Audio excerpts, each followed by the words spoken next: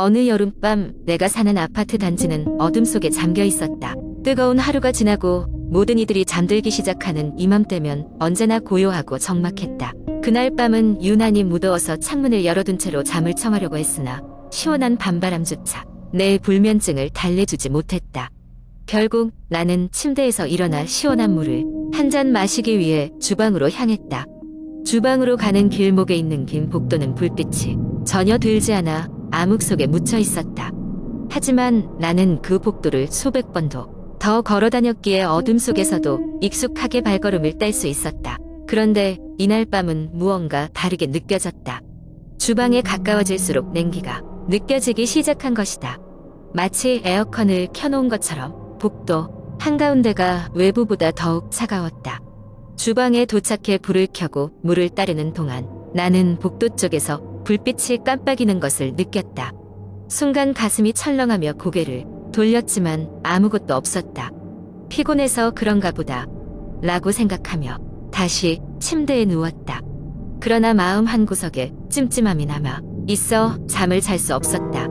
며칠 후 한밤중에 또다시 목이 말라 주방으로 갔다.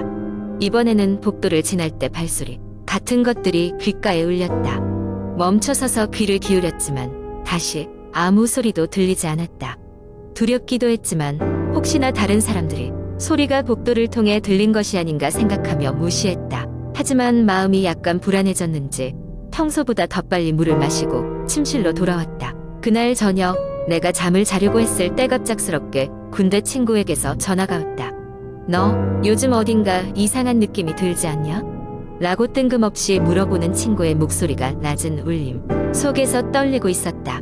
나는 그저 웃으며 무슨 소리야? 그냥 피곤해서 그런 거지라고 대답했다. 하지만 친구는 빈 터널에서 울리는 소리 같았어. 조심해라고 말하며 전화를 끊었다. 다음 날 나는 더 이상 참을 수 없어 인터넷에 비슷한 경험을 한 사람이 있는지 찾아보았다. 그렇게 검색을 하던 중 한 커뮤니티에서 나와 비슷한 경험담을 적어놓은 게시글을 발견하였다. 그 글에서는 똑같은 아파트 단지에서 비슷한 시기에 살고 있는 사람들이 밤마다 복도에서 이상한 소리를 듣는다는 글이었다. 더욱 소름 돋는 것은 그 글 뒤에 붙은 댓글들 중 몇몇이 그 소리의 출처를 찾기 위해 조사한 결과 이상한 그림자를 발견했다는 내용이었다. 며칠간이라는 긴 사고 끝에 결국 나는 용기를 내어 그 복도를 조사해 보기로 했다.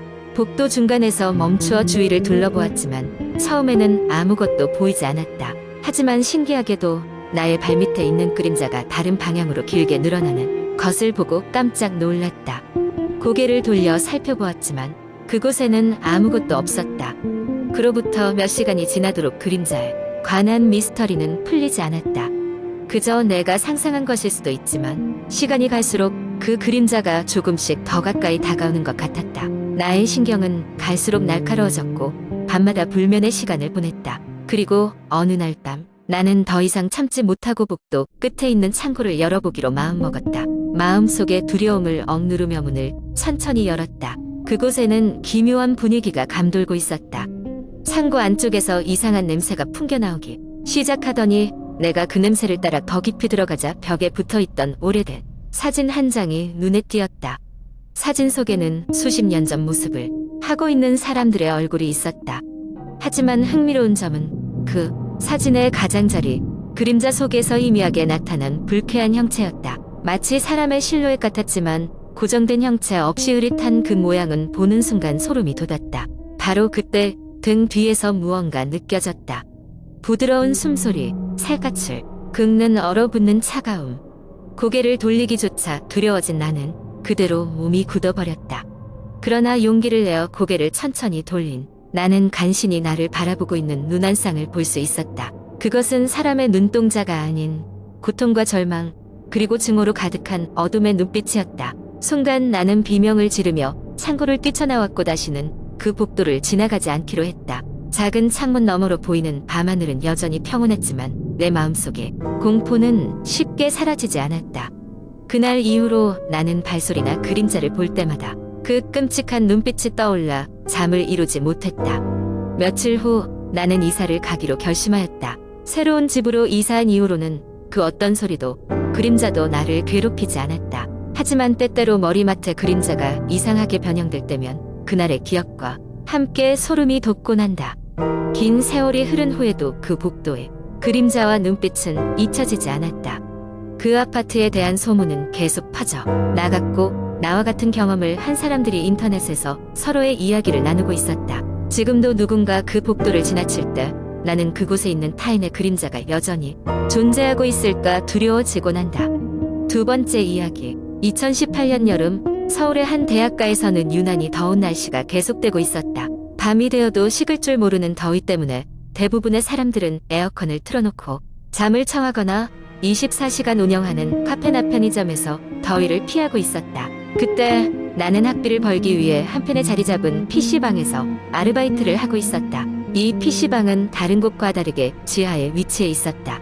덕분에 낮에도 뜨거운 햇볕을 피할 수 있어 많은 사람들이 찾아오곤 했다. 하지만 한 가지 불편한 점이 있었다. 바로 지하에 위치해 있기에 환기가 잘 되지 않아서 습기와 냄새가 조금 독특하게 느껴졌다. 하지만 그럭저럭 미친 듯한 더위를 피할 수 있어서 밤에도 사람들이 많이 찾았었다. 어느 날 나는 밤 11시부터 새벽 6시까지의 야간 근무를 맡게 되었는데 그날은 평소보다 유난히 사람들이 적었다. 대개는 새벽 1시가 지나면 사람이 더 줄어들기 마련인데 그날은 고객 수가 드물게도 대부분 초저녁 시간대부터 줄어들기 시작했다. 나는 평소에는 바빠서 할 수 없던 개인적인 일들을 하려고 했다. 새벽 2시가 다 되어갈 무렵 PC방에 한 남자가 들어왔다. 그는 다소 초라한 옷차림에 어딘가 불안해 보이는 눈빛을 하고 있었다. 나는 그가 새로운 손님이라는 생각에 빨리 카운터로 뛰어갔다. 예약을 마친 그는 7번 자리에 앉았다. 그가 들어오고 나서부터 PC방 내부 분위기가 어쩐지 묘하게 변하는 느낌이었다. 남자는 자리에서 한참 동안 모니터를 응시하다가 결국 게임을 시작했다. 하지만 그는 게임을 거의 하지 않고 대부분의 시간을 화면을 멍하게 응시하는 데 사용했다. 그 와중에 나는 그에게 무언가 이상한 점을 발견했다. 그는 놀라울 정도로 창백한 얼굴을 하고 있었고 손가락은 계속해서 모니터에 가장자리를 따라 움직였다. 그 행동은 내가 알지 못했던 기묘한 패턴으로 이루어져 있었다. 그 남자가 PC방에 온 지 약 30분쯤 지나 그는 갑자기 자리에서 일어나더니 화장실로 향했다. 그의 걸음걸이는 의외로 가벼웠지만 그를 따라가면서 불안한 기분이 가중되었다. 그는 화장실에 들어가더니 한참 동안 나오지 않았다. 시간은 점점 흐르고 있었고 나는 그가 무슨 문제라도 생긴 것은 아닌지 걱정되기 시작했다. 결국 나는 화장실 문을 두드리며 그에게 말을 걸었다. 괜찮으세요? 무슨 문제라도 있으신가요? 하지만 대답은 없었다. 나는 두려움에 떨면서도 문을 조금씩 열어보았다. 그리고 나는 소스라치게 놀라고 말았다. 화장실 안에는 그 남자의 모습이 보이지 않았다. 그는 말 그대로 사라진 것이다. 나는 그 상황을 믿을 수 없었지만 현실은 명백했다. 나는 PC방 내부를 돌아다니며 그를 찾아보았지만 어디에서도 그의 흔적을 찾을 수 없었다. 그가 앉아있던 7번 자리로 되돌아가서 봤더니 그곳에 남자가 남기고 간 가방이 놓여 있었다. 나는 가방을 열어보았다. 그 안에는 낡은 노트 한 권과 몇 장의 옛날 사진, 그리고 빛바랜 신분증이 있었다. 신분증을 본 순간 나는 공포에 질려 소리를 지르고 말았다. 신분증의 주인공은 내가 고등학교 시절에 이미 죽었다고 들었던 친구였던 것이다. 그의 사진 속 미소는 내가 기억하는 바로 그 미소였다. 그런데 그는 몇 년 전 이미 교통사고로 세상을 떠났고 이것은 모두 알고 있는 사실이었다. 그 순간 실내의 전등이 깜박거리며 밝기가 줄어들었다. 나는 신속히 가방을 집어 넣고 문 밖으로 뛰쳐나왔다. PC방 바깥은 여전히 더운 공기가 가득했지만 나는 차가운 땀을 줄줄 흘리며 헐떡거렸다. 그 밤 이후로 나는 다시 그 PC방에 가지 않았다. 그 후로 몇 달간 나는 매번 악몽을 꾸었다. 매번 나는 그 남자가 앉아있던 7번 자리에 다시 서게 되고 그는 언제나 그 자리에 앉아서 나를 바라보고 있었다. 그의 눈빛은 점점 더 어두워지고 얼굴의 창백함은 더욱 더 선명해졌다. 그의 손가락은 언제나 모니터 가장자리를 따라 기묘한 패턴으로 움직였다. 몇 년이 지난 지금도 그 남자의 모습이 내 머릿속에서 잊히지 않고 있다. 나는 여전히 그날 밤의 일을 기억하며 한여름밤 혼자서 끔찍한 더위를 피하려 하지 않는다. 내 친구는 정말로 세상을 떠난 것일까? 아니면 여전히 이 세상 어딘가에 존재하고 있는 것일까?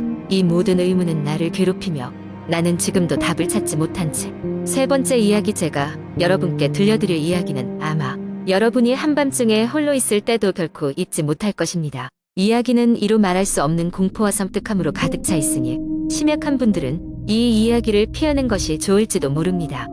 이 이야기는 몇 년 전 가을, 경기도 외곽의 한 작은 마을에서 시작됩니다. 그곳에는 인구가 적어서 밤이 되면 매우 적막했고 사람들은 일찍이 집으로 들어가곤 했습니다. 그 마을에는 잔나비 산이라 불리는 산이 하나 있었는데 마을 사람들 사이에서는 그 산에 얽힌 여러 가지 무서운 전설이 전해져 내려왔습니다. 한여름밤 마을 주민이자 중학교 선생님으로 일하는 김 선생님은 친구들과 함께 산을 오르기로 했습니다. 평소에 믿음이 깊지 않았던 그는 친구들의 작고 가벼운 겁쟁이란 놀림에 넘어가 산을 오르며 그렇게나 두려워하던 무언가를 직접 확인하고자 결심했던 것입니다. 이들의 목적은 잔나비 산 정상 근처에 있다는 폐가였고 폐가에는 밤마다 귀신이 나타난다는 소문이 돌곤 했습니다. 김 선생님과 그의 친구들은 자정쯤 되어 산길을 걸어오르기 시작했습니다. 처음에는 모두 웃으며 이야기를 나눴지만 점점 산 깊숙이 들어갈수록 이상한 소리들이 들리기 시작했습니다. 바람이 나무 사이로 스며들며 내는 소리일 뿐이라고 생각하려 했지만 그 소리는 점점 더 또렷해졌습니다.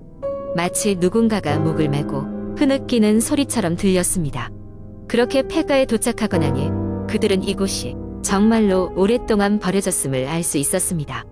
폐가는 낡고 바스러진 기둥과 문, 깨진 창문들로 이루어져 있었고 내부 눈덩쿨과 먼지로 뒤덮여 있었습니다. 김 선생님과 친구들은 담력을 시험하듯 한 명씩 폐가 안으로 들어갔습니다. 한참을 탐색하던 중 친구 중 한 명이 삐걱거리는 소리를 들었습니다. 모두가 멈춰서서 소리가 나는 쪽을 바라보자 낡은 계단 위에는 이상하게 생긴 실루엣이 하나 있었습니다.